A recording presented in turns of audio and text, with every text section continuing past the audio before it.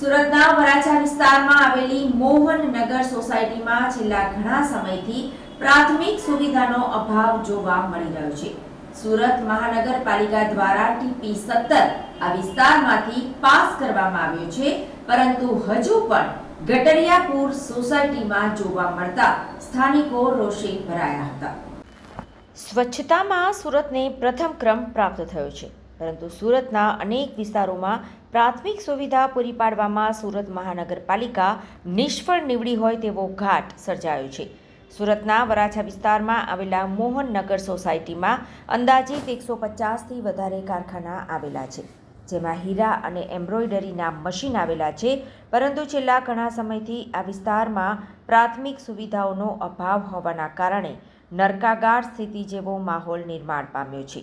મોહનનગર વિસ્તારમાં છેલ્લા ઘણા વર્ષોથી રોડ બનાવવામાં આવ્યો નથી। ટીપી 17 પાસ તો કરવામાં આવ્યો છે, પરંતુ પ્રાથમિક સુવિધા આપવામાં આવી નથી। છેલ્લા ઘણા સમયથી આ વિસ્તારમાં ગટરિયાપુરનું નિર્માણ થયું છે। આજુબાજુની સોસાયટીઓના ગટર કનેક્શનનું જોડાણ મોહનનગરના કનેક્શન સાથે આપી દેતા ગટરિયા પાણી રોડ ઉપર ફરી વળ્યા હતા।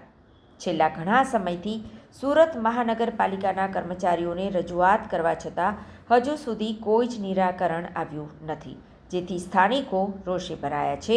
એટલું જ નહીં, પરંતુ સ્થાનિક કોર્પોરેટરનું પણ સુરત મહાનગરપાલિકાના અધિકારીઓ સાંભળતા ન હોય। કોર્પોરેટર દ્વારા પણ વારંવાર રજૂઆત કરવા છતાં નિરાકરણ કરવામાં આવ્યું નથી। હવે જોવાનું એ રહે છે કે સુરત મહાનગરપાલિકાના અધિકારીઓ ક્યારે જાગે છે અને ક્યારે આ લોકોને આ પરિસ્થિતિમાંથી મુક્તિ મળે છે। હું મોહનનગર સોસાયટીનો પ્રમુખ છું અને સમસ્યા ગટરની મોટી પાયે પહેલેથી જ છે।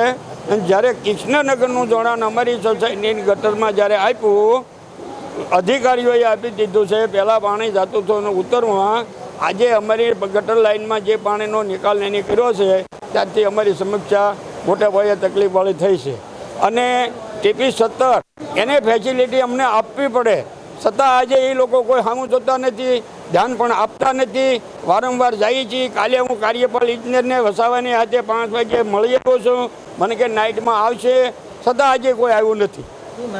માંગણી આ ગટરનો પ્રશ્ન છોલ અને રોડ બે માંગણી કરી છે। આજે ઉલટું તકલીફ ઊભી કરી અને પછી બંધ કરી દીધું છે। જેથી ના ખોજ્યું હોત તોય અમારું હાલતું હતું। આમાં કારખાના જે માનો કે 100-150 તો અહીં પર મકાન છે અને પાછળનો રોડ લાગે છે અમને, એની હિસાબે અમને તકલીફ, એમાં 150 તો ઓછામાં ઓછા કારખાના ચાલે છે।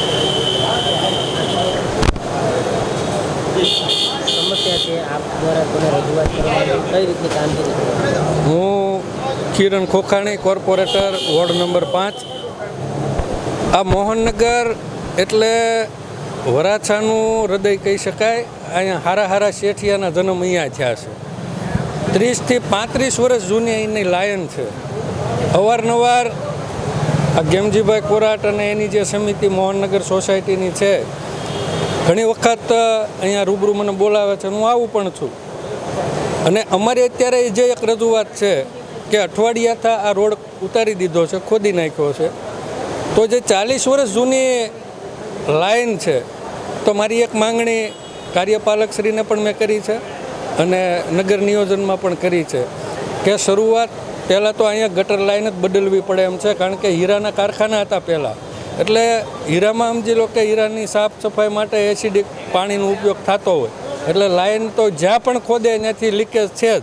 એટલે પહેલાં રોડ બનાવતા પહેલાં લાઈન બદલવાની મારી ઉગ્ર રજૂઆત છે, કારણ કે આ લોકોએ હંમેશા સમયસર વેરો ટેક્સ ભર્યા છે, પણ જે માંગણી યથાયોગ્ય છે અને એમાં કોર્પોરેટર તરીકે હું એની હારે સહમત પણ છું, કારણ કે આ ટીપી 17 અને આ રોડ ટીપી રોડ બોલે છે, તો ટીપી રોડ એમાં જે સુવિધા હોવી જોઈએ, જે સમયસર હોવી જોઈએ, એ મળી નથી। ત્યારે સોસાયટી વતી અમે મેયર સાહેબને પણ રજૂઆત કરી, બધા સાથે લઈ જાય, પછી કાર્યપાલકની સામે પણ 25-30 જણા અહીંયાથી આવ્યા, રજૂઆત કરી, પણ જે સમયે થવું જોઈએ એ થતું નથી. પરિણામે આપ જોઈ શકો છો જે હાલાકી લોકોને ભોગવવી પડે છે.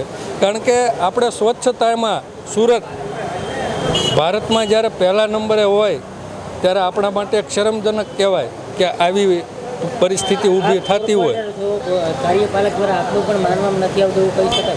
માનવામાં નથી આવતું એવું નથી, પણ એની પ્રોસિજર જે છે તે અટપટી છે. પણ મારું માનવું એવું છે કે અમુક બાબત એવી હોવી જોઈએ કે જેને ઇમરજન્સી ધોરણે લેવી જોઈએ, કે જેનાથી કે આમાં તમે પેપરના જે કાંઈ એની કાર્યરીતિ આવતી હોય એમાં 15 દિવસ નીકળી જતો હોય, મહિનો નીકળી જતો હોય, પણ આવા કોઈ કેસ આવતા હોય તો એમાં મારું માનવું છે કે આને ઇમરજન્સી ધોરણે લેવું જોઈએ.